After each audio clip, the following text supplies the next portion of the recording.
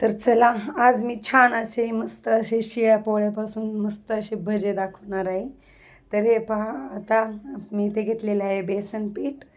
तर तुमच्या कितपत पोळ्या आहेत तितपत तुम्ही घेऊ शकता. तर बेसन पिठामध्ये अगदी थोडासा खायचा सोडा घालायचा आणि त्यामध्येच आपल्याला घालायचे चवीनुसार मीठ. खूप छान असे अप्रतिम असे भजी लागतात हे. तर पोळ्या आपल्याला वाचल्या असतील तर कशा घालवायच्या, त्यापेक्षा कुरकुरीत असे भजे बनवायचे, खूप टेस्ट लागते. काही नाही, साधं सिंपल. मी इथे खायचा सोडा घातला, मीठ घातलं, ओवा घातला, मस्त अशी कोथिंबीर घातली आणि छान असं फेटून घेतलं. खूप छान असे आपले आता भजे होणार आहेत.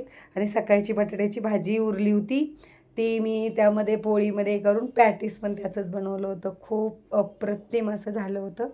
तर हे पहा, अशा प्रकारे ना अशी पोळी घ्यायची, त्याचे चौकोन असे त्रिकोणामध्ये आपले असे कट करायचे पहा.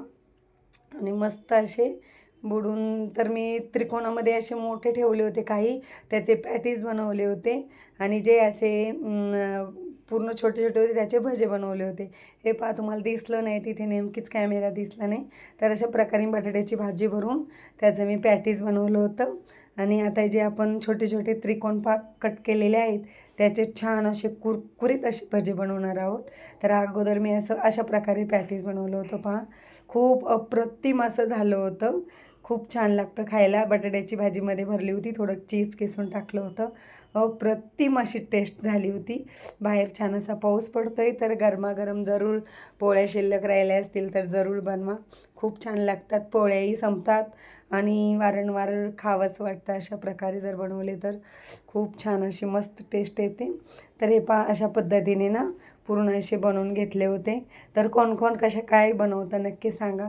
नेहमीच आपण त्याचे तुकडे किंवा काय तुमच्या इकडे काय म्हणतात, भुगा काय म्हणत असाल ते बनवून कंटाळा येतो. तर हे पहा, बटाट्याच्या भाजीचं असं पॅटीस बनवलं होतं, मस्त असं झालं होतं. मुलींनी तर खूप आवडीने खाल्लं. तर तुम्ही काय बनवता, कसं बनवता नक्कीच कमेंटमध्ये सांगा. आणि आजची रेसिपी कशी वाटली नक्कीच कमेंटमध्ये सांगा मला. आणि व्हिडिओला अजूनपर्यंत लाईक केलं नसेल तर लाईक करा आणि चॅनलला सबस्क्राईब करायला अजिबात विसरू नका.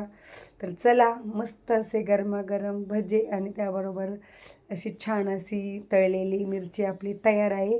तर या खायला चहा आणि भजी. चला, पुन्हा अशाच नवीन एखाद्या रेसिपीमध्ये भेटूया. तोपर्यंत मस्त मस्त खा आणि स्वस्त राहा. बाय.